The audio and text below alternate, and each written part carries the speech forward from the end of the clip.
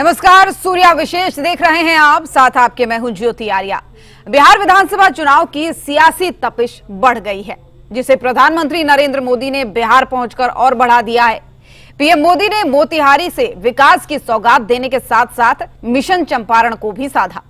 प्रधानमंत्री ने बिहार को 7,200 करोड़ रुपए से ज्यादा की योजनाओं का तोहफा दिया और बिहार विधानसभा चुनाव का औपचारिक ऐलान तो अभी नहीं हुआ है, लेकिन पीएम मोदी के दौरे से सियासी हलचल जरूर तेज हो गई है। ऐसे में बड़ा सवाल कि पीएम मोदी के दौरे से बैकफुट पर क्या महागठबंधन आ गया है? क्या प्रधानमंत्री नरेंद्र मोदी ने चुनावी आगाज की शुरुआत कर दी है? आज चर्चा इसी मुद्दे पर करेंगे कि क्या बिहार में एक बार फिर से एनडीए सरकार है। लेकिन उससे पहले ये रिपोर्ट देखिए।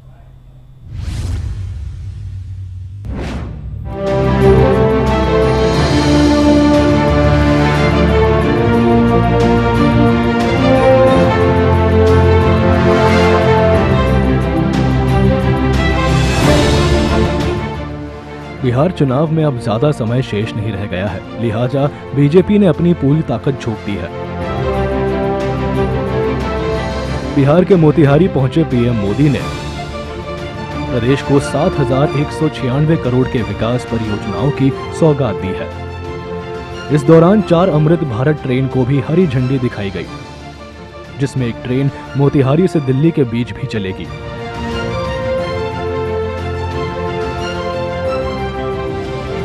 रैली को संबोधित करते हुए पीएम मोदी ने कहा कि हमारी सरकार विकसित बिहार बनाने की दिशा में काम कर रही है। आज यहाँ रेल और सड़क से जुड़ी हजारों करोड़ रुपए की परियोजनाओं का उद्घाटन और शिलान्यास हुआ है। इन परियोजनाओं से बिहार के लोगों को बहुत सुविधा हो जाएगी। देश के अलग अलग रूट पर अमृत भारत एक्सप्रेस को हरी झंडी दिखाई गई है। मोतिहारी बापू धाम से दिल्ली आनंद विहार तक भी अब सीधे अमृत भारत एक्सप्रेस चलेगी। इस दौरान पीएम मोदी ने विरोधियों को भी निशाने पर लिया। पीएम मोदी ने कहा कि पिछली सरकार में गरीबों को लूटने का काम किया था, लेकिन अब बिहार में गरीब कल्याण के हित में काम हो रहे हैं।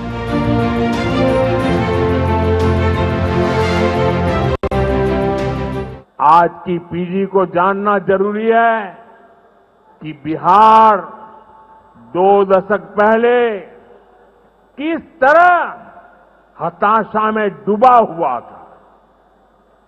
आरजेडी और कांग्रेस के राज में विकास पर ब्रेक था। गरीब का पैसा गरीब तक पहुंचना असंभव था। जो शासन में थे उनमें बस यही सोच थी कि कैसे गरीब के हक का पैसा लूट ले। लेकिन बिहार असंभव को भी संभव बनाने वाले वीरों की धरती है, परिश्रमियों की धरती है। आप लोगों ने इस धरती को आरजेडी और कांग्रेस की बेड़ियों से मुक्त किया, असंभव को संभव बनाया। उसी का परिणाम है आज बिहार में गरीब कल्याण की योजनाएं सीधे गरीबों तक पहुंच रही है। मोतिहारी पहुंचे पीएम मोदी ने ऑपरेशन सिंदूर का भी जिक्र किया। पीएम मोदी ने कहा कि पहलगाम हमले के बाद भारत की शक्ति को पूरी दुनिया ने देखा। हमारा संकल्प है कि हम भारत को नक्सलवाद से पूरी तरह मुक्त करके रहेंगे। साथियों, ये नया भारत है। अब भारत मां भारती के दुश्मनों को सजा देने के लिए जमीन आसमान एक कर देता है। बिहार की इसी धरती से मैंने ऑपरेशन सिंदूर का संकल्प लिया था और आज उसकी सफलता पूरी दुनिया देख रही है। प्रधानमंत्री नरेंद्र मोदी के इस दौरे से एनडीए की कोशिश चंपारण की सभी 21 सीटों पर जीत दर्ज करने की होगी। पिछली विधानसभा चुनाव में चंपारण की 17 सीटों पर एनडीए की जीत हुई थी, जबकि महज 4 सीट पर महागठबंधन को जीत मिली थी। वहीं बीजेपी के लिहाज से चंपारण इसलिए भी महत्वपूर्ण है क्योंकि विधानसभा की 21 सीटों में से 15 सीट अकेले बीजेपी के खाते में आई थी। अब पीएम मोदी की कोशिश पिछले प्रदर्शन को दोहराना और हारी हुई 4 सीटों पर जीत दर्ज करने की है। बता दें कि इस चुनावी साल में पीएम मोदी 5वीं बार बिहार दौरे पर पहुंचे थे। ब्यूरो रिपोर्ट, सूर्य समाचार।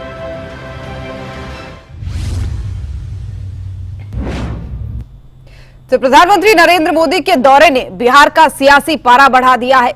जिस प्रकार से प्रधानमंत्री ने बिहार में सौगातों की बौछार कर दी और बिहार के विकास का ब्लूप्रिंट रखा है, क्या उससे एक बार फिर से बनेगी एनडीए की सरकार? खास चर्चा में हमारे साथ कुछ मेहमान जुड़ रहे हैं।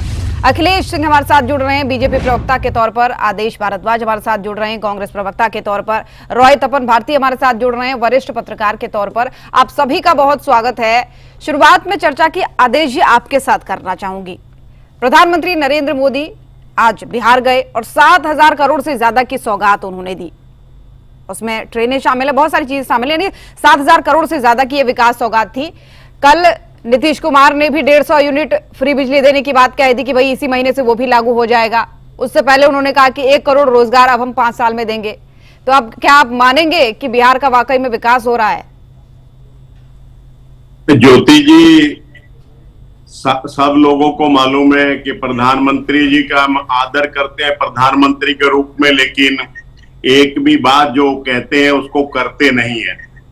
मैं बड़े जिम्मेवारी के साथ आपको कहना चाहता हूं कि मोतिहारी के अंदर 2014 के चुनाव में भी प्रधानमंत्री जी गए थे और ऐसे ही एक बड़े से मंच से, जैसे आज सैकड़ों करोड़ रुपए सरकारी पैसे का खर्च करके लोगों की गाढ़ी कमाई से सरकारी रैलियां राजनीतिक काम किए जा रहे हैं, तब भी ऐसे ही किया था। और प्रधानमंत्री जी ने कहा था कि मोतिहारी की शुगर मिल से इसके शुगर की चाय में पीऊंगा। लेकिन आज लगभग 11 साल से ज्यादा का समय हो गया, वहां की शुगर मिल का हाल जो है वो आप देख सकते हैं। जो है एक बारी भी प्रधानमंत्री ने उसकी सुध नहीं ली, मोतिहारी के लोगों की सुध नहीं ली।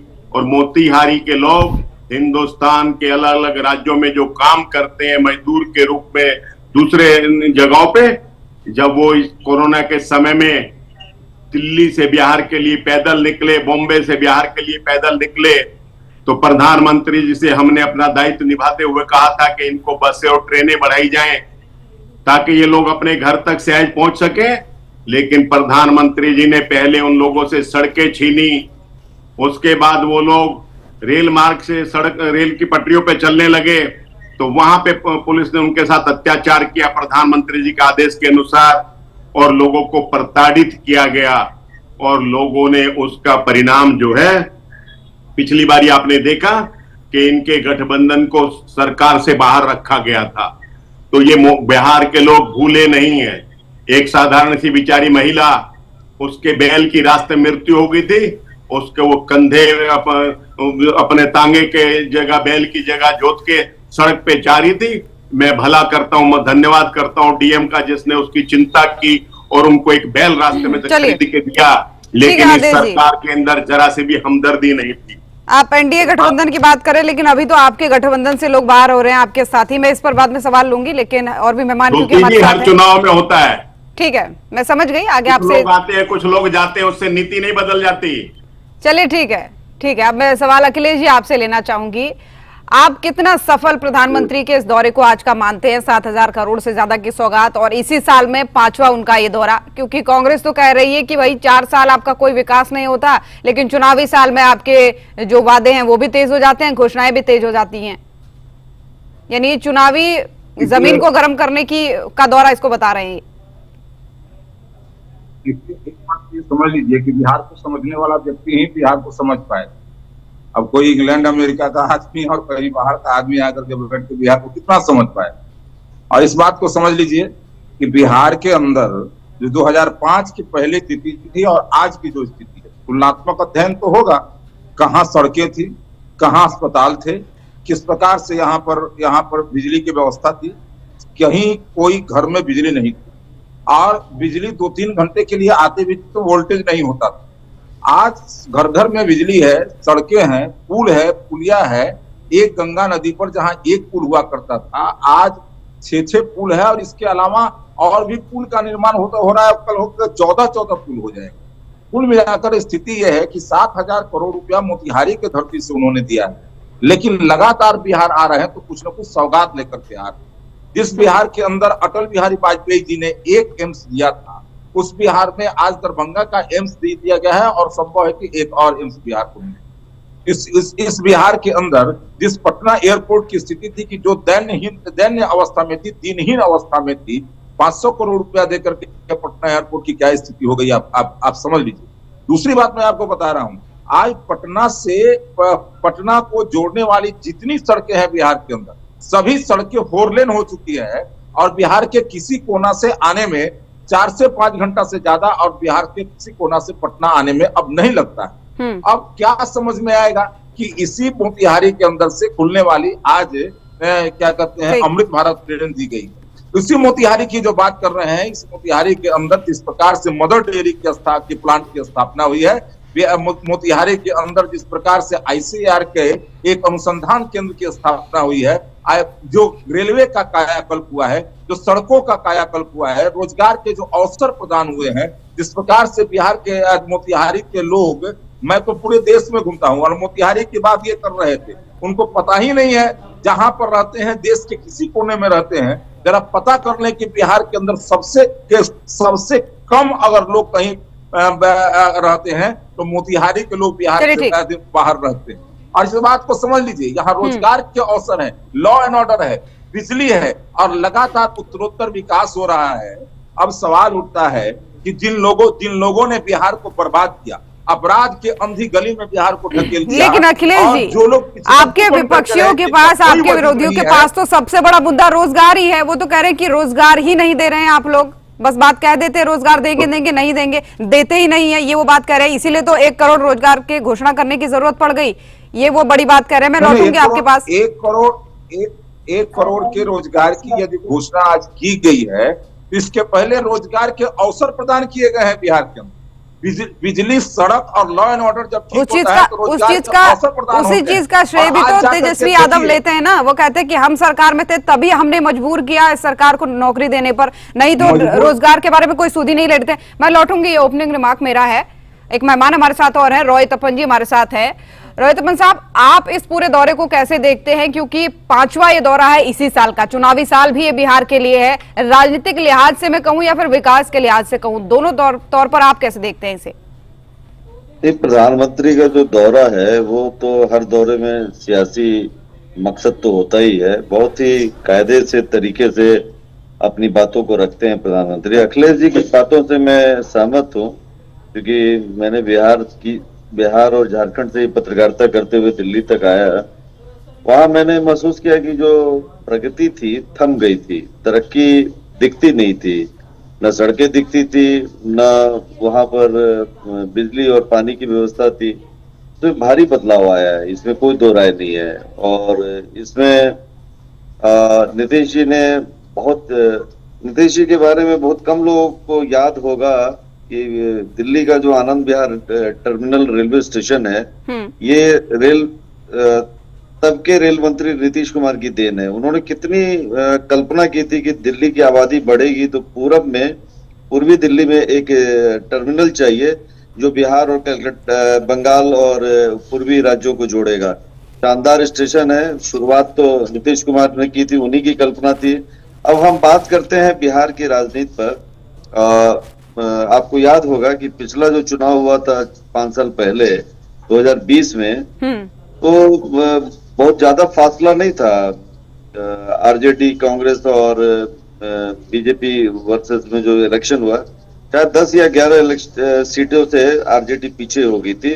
तो टक्कर देने में आरजेडी कोई कमजोर नहीं है। उसका कारण क्या है कि जातीय समीकरण पर ज्यादा वहां ध्यान दिया जाता है।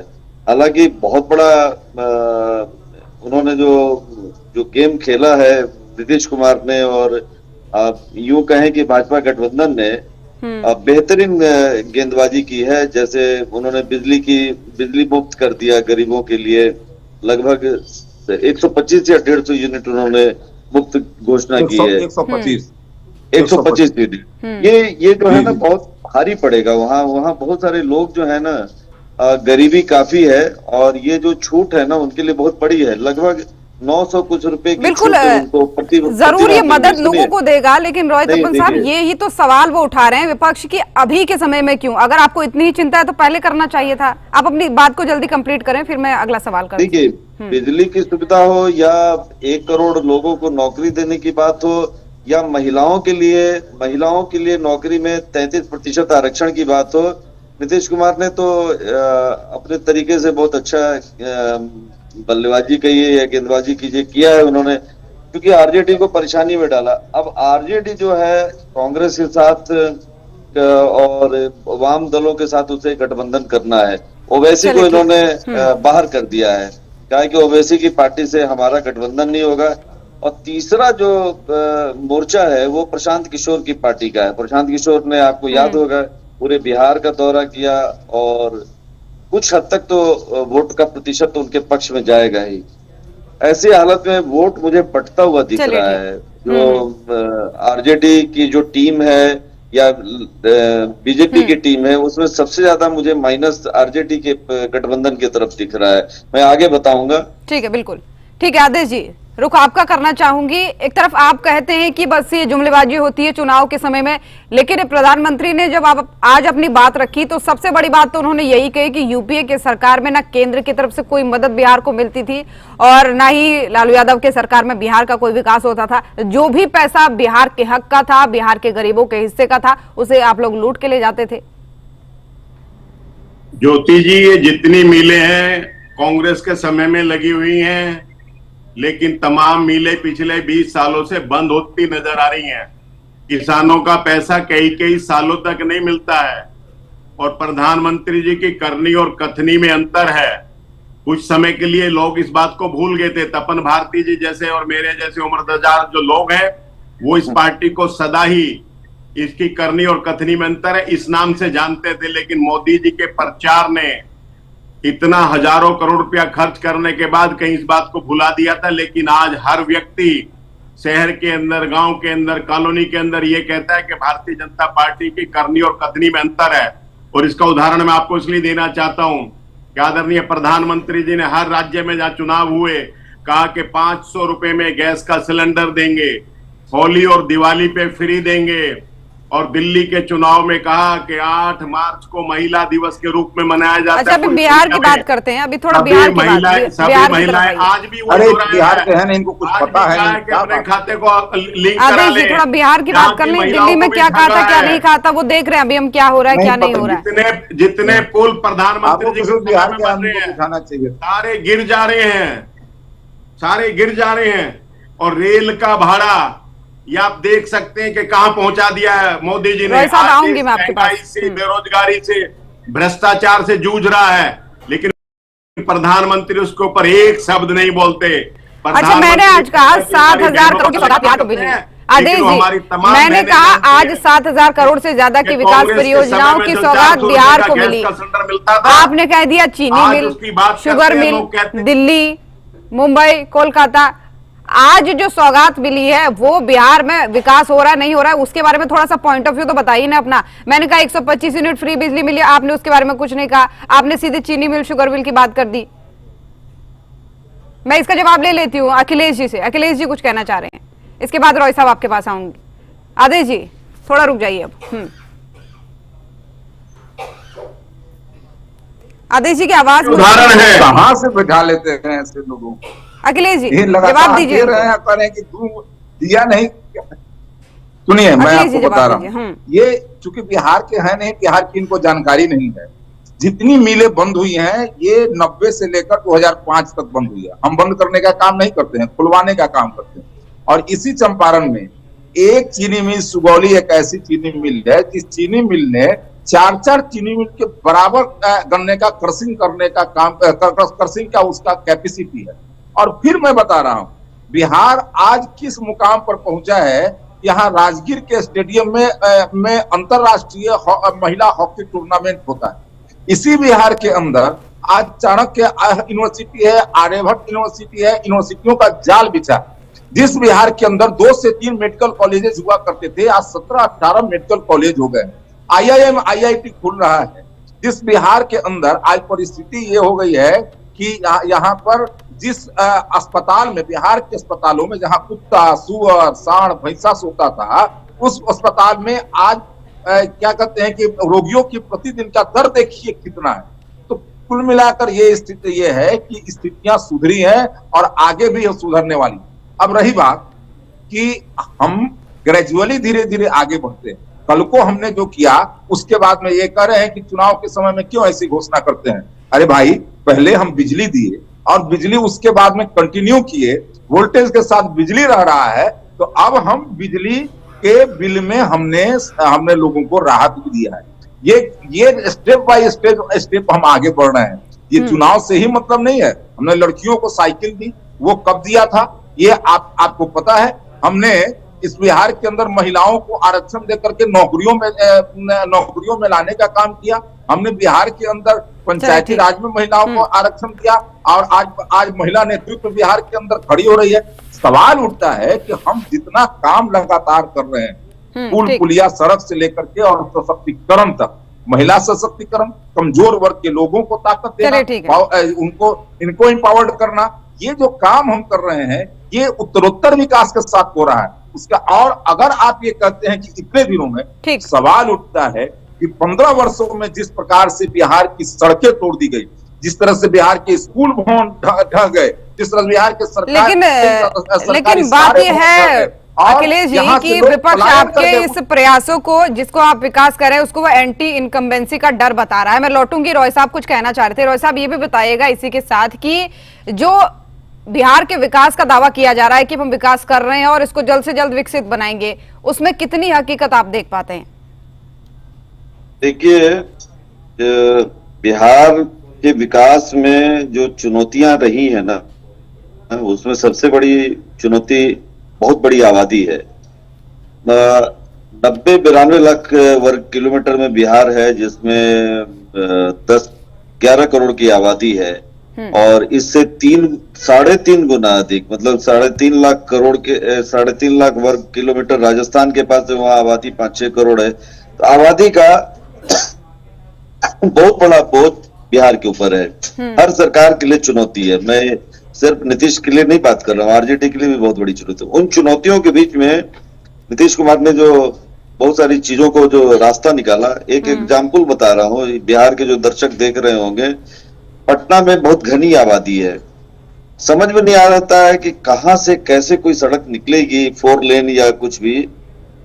गंगा के किनारे महेंद्रू घाट की तरफ, काफी पहले राजीव नगर की तरफ से लेकर पटना सिटी की तरफ, गंगा नदी के किनारे उन्होंने 4 लेन की सड़क निकाली।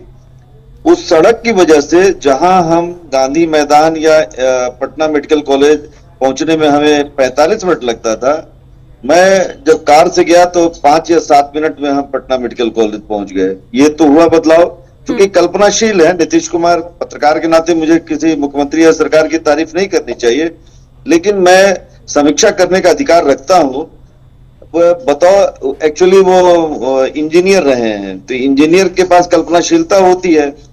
अच्छा, मैं एक उदाहरण बताऊं, मेरा अपना खुद का अनुभव है। जब मैं रांची में, जब बिहार की दूसरी राजधानी हुआ करता था, उस समय राज्य का बंटवारा नहीं हुआ था। हम लोग नौजवान पत्रकार थे, लालू जी उस समय मुख्यमंत्री थे।